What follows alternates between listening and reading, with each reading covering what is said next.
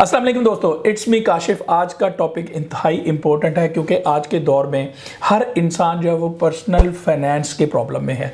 लोगों को समझ नहीं आ रही कि पैसे को कैसे मैनेज करना है। जो पैसा हमारे पास आ रहा है, हमने इस पैसे को किस तरीके से आगे इन्वेस्ट करना है, किस तरीके से अपने खर्चे जो हैं वो उठाने हैं और किस तरीके से हमने अपने फ्यूचर में जाके ये देखना है कि ये पैसा हमें क्या कमा के दे सकता है। मैं आपको 4 जो है वो स्टेप्स बताऊंगा जिनकी मदद से आपको ये अंडरस्टैंड करने में आसानी हो जाएगी कि आप अपने इस पैसे को कैसे मैनेज कर सकते हैं। सबसे पहले इंट्रोडक्शन है। इंट्रोडक्शन ये है दोस्तों कि पर्सनल फाइनेंस होती क्या है। पर्सनल फाइनेंस का मीनिंग ये होता है कि आपके पास जितना भी पैसा है, आपके पास सैलरी आती है, आपके पास कोई रेंट आता है, आपके पास कोई और मनी का सोर्स है, आपके पास कोई इनहेरिटेंस है, आपके पास सेविंग पड़ी हुई है, ये पैसा आपकी पर्सनल फाइनेंसिंग है और आपने इस पैसे को किस तरीके से मैनेज करना है। इसमें से आपने कितना पैसा इन्वेस्ट करना है, इसमें से आपने कितना पैसा एक्सपेंस में जाना है और इसमें से कितना पैसा आपका टैक्स में जाना है। इस सारी चीजों को जब तक आप कैलकुलेट नहीं करेंगे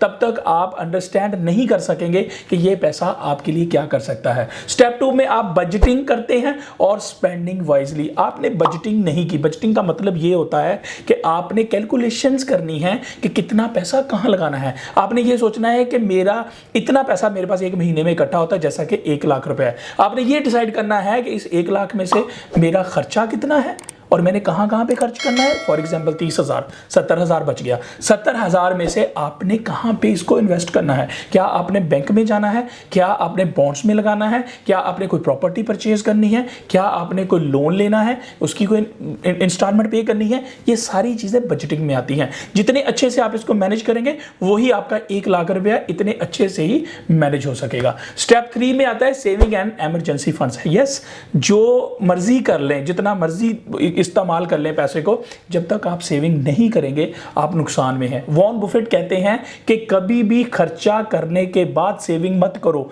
बल्कि सेविंग करके जो बच जाए उससे एक्सपेंसेस करो, ताकि सेविंग जो है वो आपको रेनी डे के लिए आपके पास हो। आपको पता हो कि मेरे पास इतना पैसा बचा हुआ है, मैं किसी भी इमरजेंसी में अपनी जेब से ये पैसा निकालूंगा और उस इमरजेंसी को मैं कवर कर लूंगा। सेविंग ही आपके लिए एक इमरजेंसी फंड के तौर पे काम करती है। इमरजेंसी फंड हमेशा आपके पास होना चाहिए। कभी भी दिन में, रात में कोई ऐसी इमरजेंसी पड़ सकती है कि आपको वो पैसा निकालना पड़ता है। अगर आपके पास वो पैसा नहीं है तो आप बहुत ज्यादा प्रॉब्लम्स में जा सकते हैं।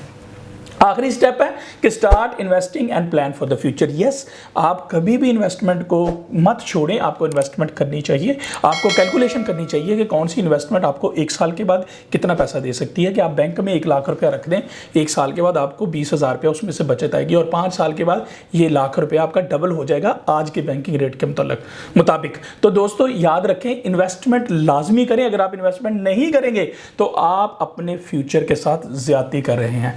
इट वॉज मी काशिफ और ये थी दोस्तों आज की वीडियो। कल की वीडियो का वेट करिएगा। खुदा हाफिज।